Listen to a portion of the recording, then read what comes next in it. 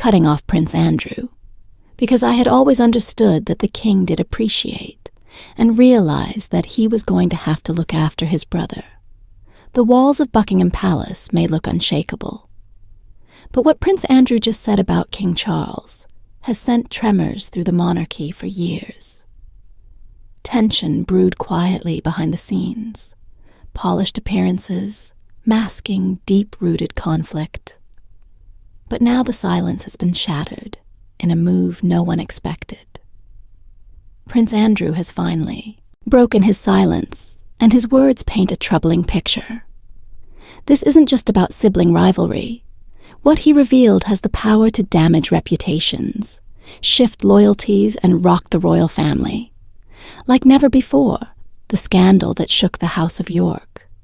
What began as whispers in the early 2010s quickly escalated into a full-blown crisis that threatened to dismantle Prince Andrew's reputation and cast a dark cloud over the House of York. His long-standing friendship with convicted Jeffrey Epstein was once dismissed as a distant social connection, but by 2019, the situation could no longer be contained. A now infamous photograph showing Prince Andrew with Virginia Giuffre, one of Epstein's most vocal accusers, ignited global outrage. Although Andrew has consistently denied any misconduct, claiming he had no recollection of ever meeting her, the public wasn't convinced that photo frozen in time became a symbol of scandal and suspicion. Everything changed in November 2nd, 2019, when Andrew sat down for a highly anticipated interview with BBC's Newsnight. It was meant to clear the air, but instead it turned into a PR disaster. His responses were seen as cold, evasive, and shockingly out of touch. He offered odd justifications like not being able to sweat, and spoke of nights out at Pizza Express, and waking while barely addressing the pain and suffering of Epstein's victims. Public reaction was swift, and merciless critics slammed the interview as tone-deaf, and within days, Prince Andrew was forced to step back from all royal duties. Indefinitely, his withdrawal from public life wasn't just symbolic. It triggered a wave of institutional distancing. Charities, military affiliations, and organizations that had once proudly featured him as a patron cut ties the royal family, known for its firm control over public image, had no choice but to draw a line for Prince Andrew. It marked the end of his official royal career, but the damage extended far beyond him alone. The fallout deeply affected his immediate family. Sarah Ferguson, Andrew's ex-wife, who remained close to him, despite their divorce, became one of his most vocal defenders. She described him as a good man, caught in an impossible situation, and stood firmly by his side throughout the chaos. Their daughters, Princess Beatrice and Princess Eugenie, who had largely avoided controversy until then, found themselves dragged into the media, firestorm questions about their future roles in the monarchy, and their public responsibilities were suddenly unavoidable. Despite the pressure the York family maintained, a united front. Beatrice and Eugenie continued to attend private family gatherings with their father, subtly reinforcing their support without making overt public statements. Their quiet solidarity painted a picture of a family under siege, doing what they could to remain intact for the monarchy.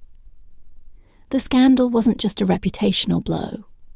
It exposed deeper cracks in the institution, issues of privilege, lack of transparency, and the consequences of unchecked connections came under harsh public scrutiny. And just when it seemed the dust had settled, Prince Andrew's recent remarks about King Charles hint that old wounds might still be festering, and that the fractures within the royal family may be far more severe than anyone had dared to believe. But what if Prince Andrew's comments are just the tip of the iceberg, revealing even deeper royal secrets? Stay Tuned tensions boil over behind palace walls, and now, just when it seemed the storm had settled, Prince Andrew has begun to speak, and what's emerging from behind those palace walls is both personal and explosive. After years of silence and carefully calculated distant sources close to the royal household, now say Andrew is quietly voicing his frustrations, and the target of his anger is none other than his older brother, King Charles. This isn't just royal sibling rivalry, it's a feud, deeply entangled in power pride. And most of all, money. According to insiders, Andrew feels increasingly pushed to the margins.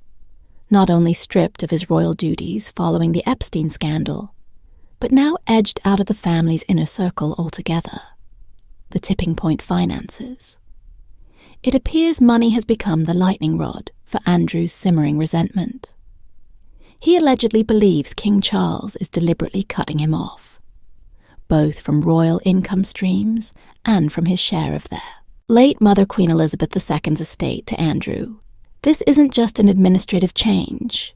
It feels like betrayal from someone he once trusted without question, for a man born into unimaginable privilege, who has spent his entire life surrounded by palace gates, royal protection, and unwavering entitlement. The idea of being cut out so decisively is more than unsettling.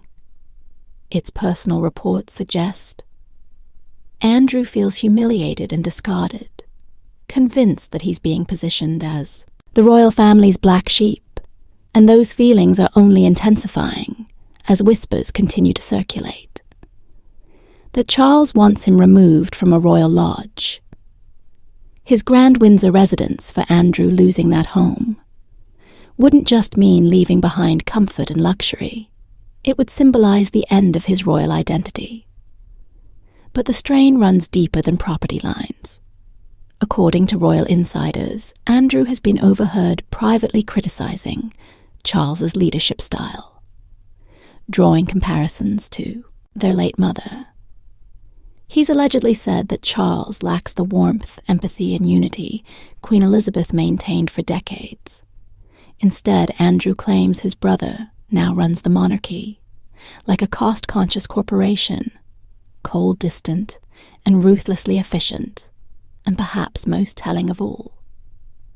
Andrew has reportedly gone so far as to describe Charles's approach as heartless a word. No sibling would casually toss around in private, let alone when referring to the King of England. All of this is happening at a time when King Charles is already facing a challenging chapter of his reign, with his health in the spotlight. Questions about the monarchy's future are already looming large. So why would Andrew choose this exact moment to speak? Some believe it's a calculated move, a chance to gain sympathy or leverage, while the public eye remains focused on Charles's condition. Others think Andrew is simply acting out of desperation. A man backed into a corner, speaking out because he no longer has anything to lose. What sets this moment apart is Andrew's shift in tone since his infamous The lointain BBC interview back in 1999. And I've known her since she was at university in the UK. He's remained mostly silent, retreating from public life, but now the quiet has turned into bitter rumblings, marked by frustration and fear to Andrew. This isn't just about being left off the guest list or cut from a budget. It's about survival. It's about trying to hold on to some scrap of dignity in a royal world where loyalty is political and status can vanish overnight. A royal home. Royal war. And now as the tension between brothers grows heavier by the day, the real battlefield has come into focus. Not a throne room or a public event, but a historic mansion tucked behind. Centuries-old Gates Royal Lodge. For over 2 decades, this grand estate in Windsor has been Prince Andrew's home, a symbol of permanence in a life that has otherwise unraveled. But King Charles determined to modernize the monarchy and slash unnecessary spending. Reportedly wants it back, and Andrew, he's not budging to the outside world.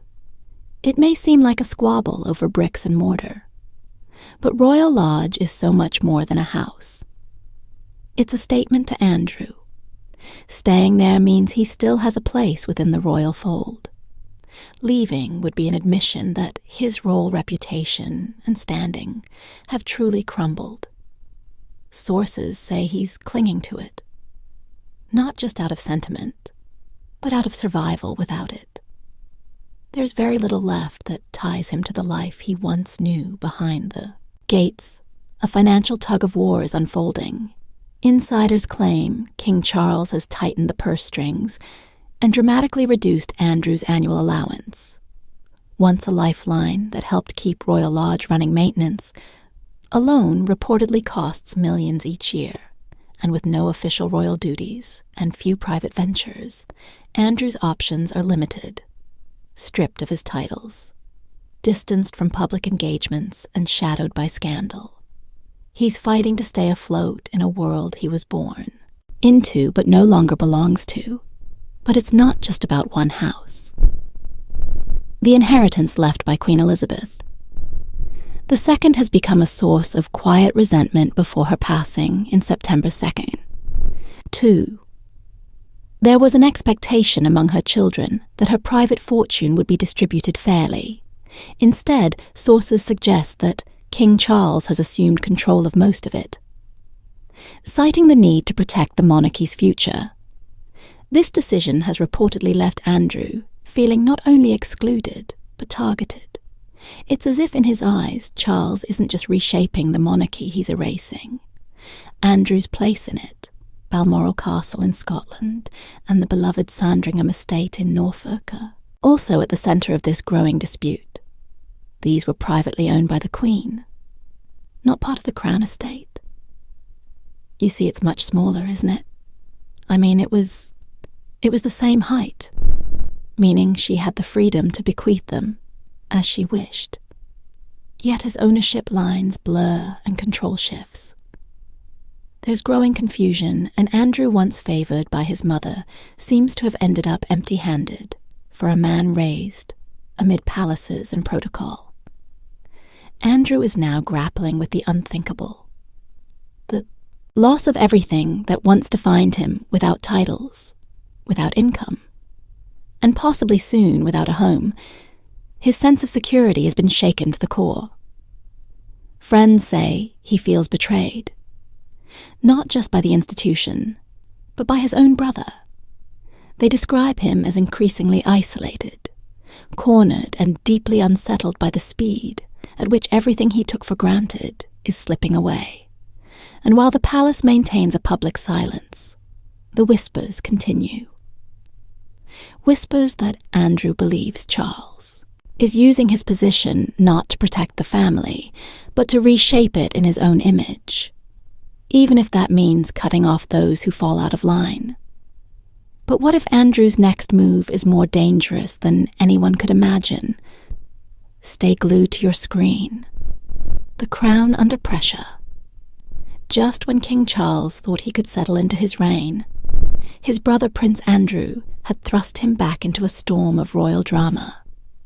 Charles, already facing his own personal battles, dealing with cancer, and trying to safeguard his reputation, now finds himself dragged into the murky waters of family conflict, precisely when he least needed it. His efforts to steer the monarchy towards a more modern and cost-efficient model have been overshadowed by Andrew's defiance, and accusations shaking the foundation of what should be a more stable royal future. Andrew's refusal to leave the Royal Lodge, a home he's known for years, is more than just a disagreement over property. It symbolizes his deteriorating position within the royal family. Reports suggest that Andrew feels not only sidelined, but actively pushed out by his brother. His complaints have ignited tensions over the inheritance left by their late mother, Queen Elizabeth II. The vast royal estates, including Balmoral and Sandringham, were privately owned by the Queen, And now that she's gone, there's confusion over who inherits them. And while Charles has positioned himself as the rightful heir, Andrew's discontent is evident. He believes that Charles is keeping more than his fair share for Charles. This public family feud could not have come at a worse time. In addition to battling health issues, he is under pressure to reshape the monarchy, reducing costs, and focusing on a future-oriented agenda. But every time Andrew speaks out, the public's attention shifts back to past scandals. The infamous Epstein ties the lawsuits, and that disastrous 2019 BBC interview.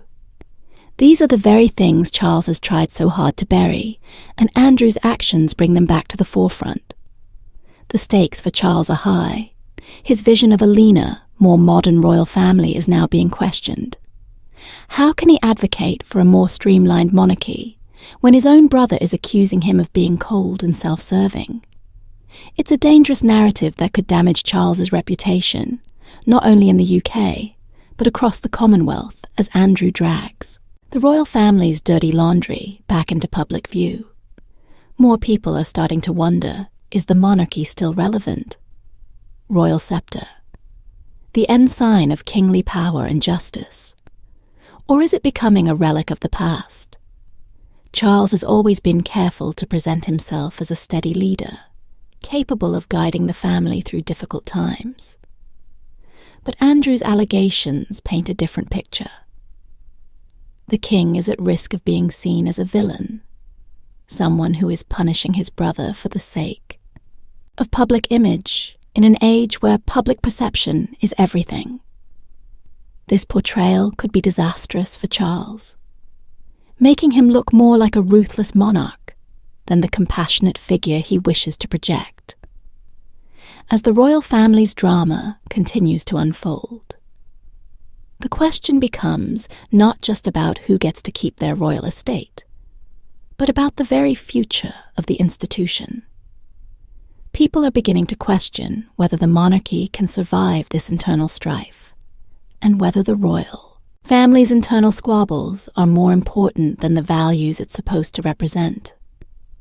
Every fresh scandal, every bitter fight, risks further eroding the monarchy's image, and with each passing day, more people are asking whether it's time to move beyond the crown.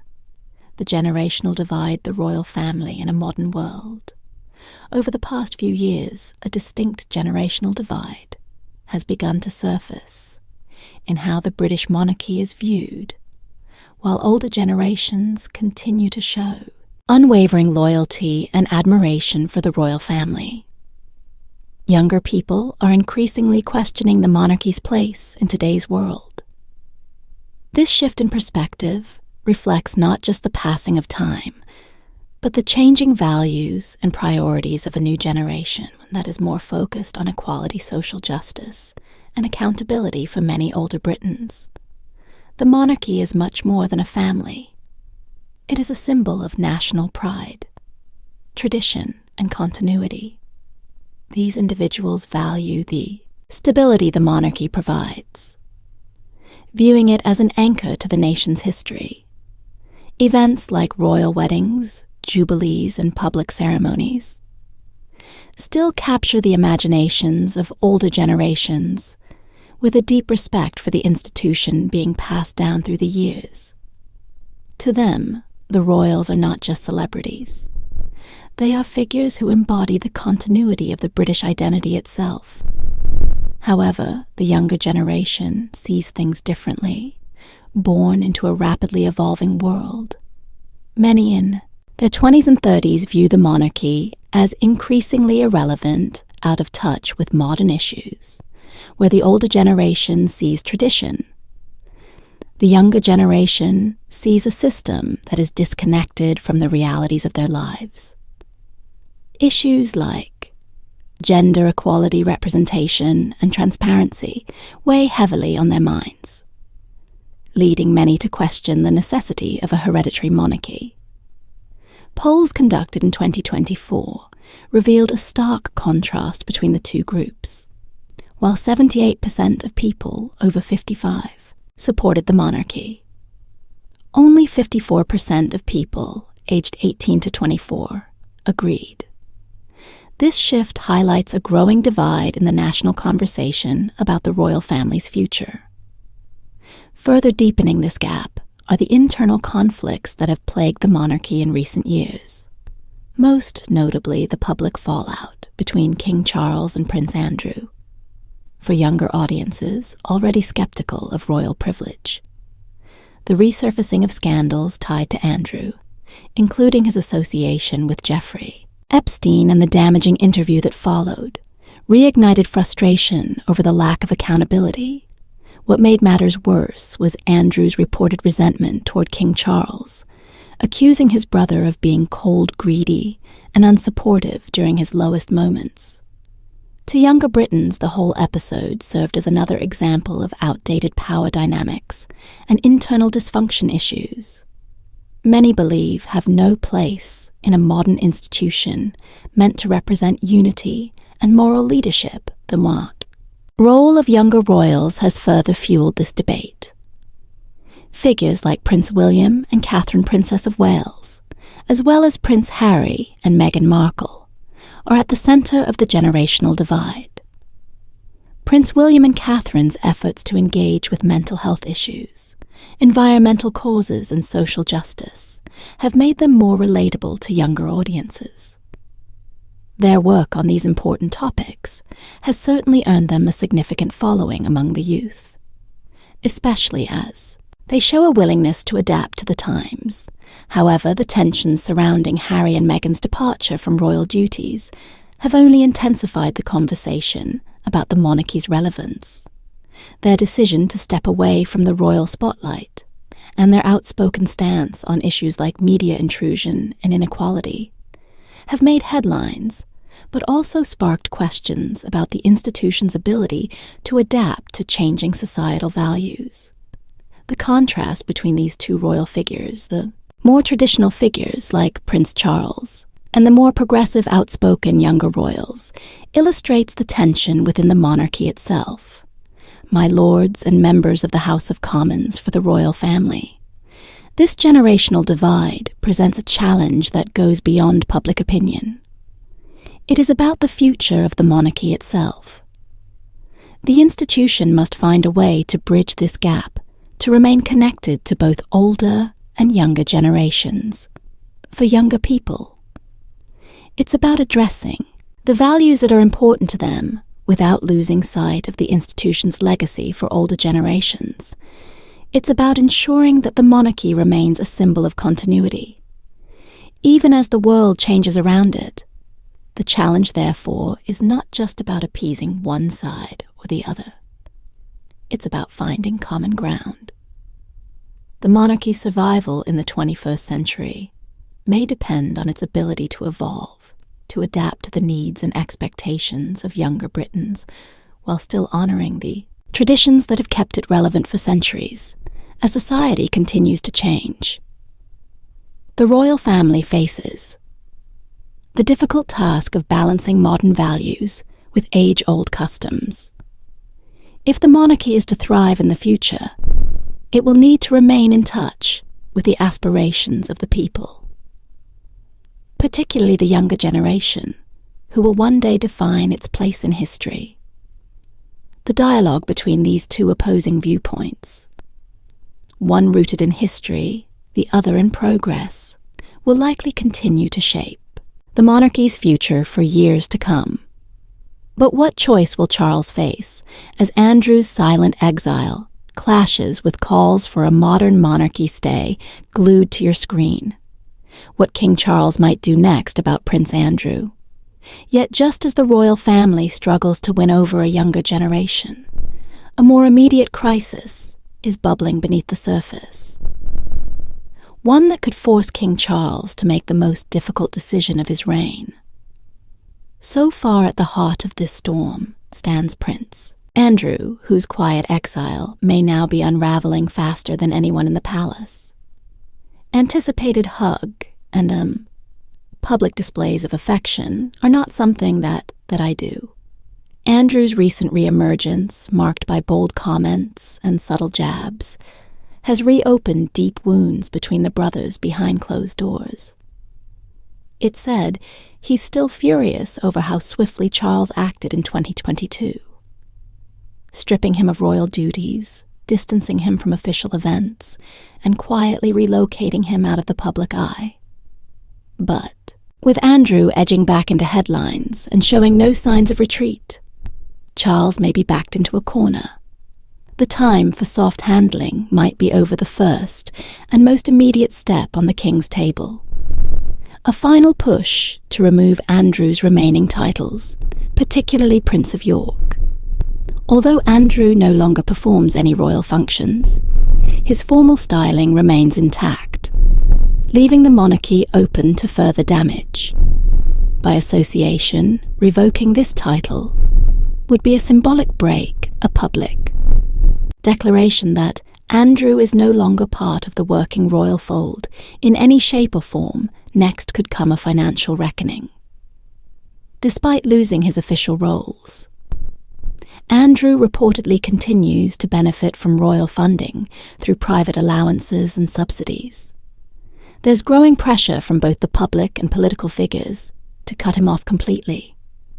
If Charles moves in that direction, it would mark a major escalation, stripping Andrew not just of rank, but of the royal lifestyle itself on that particular day. We now understand is the date. There's also the matter of residence. Andrew still occupies the Royal Lodge, a sprawling Windsor estate. He's called home for decades.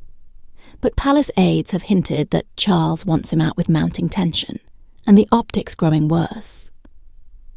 By the day the king could insist on reclaiming the property, forcing his brother into more modest accommodations or privately arranged housing, another clear message. That time is up.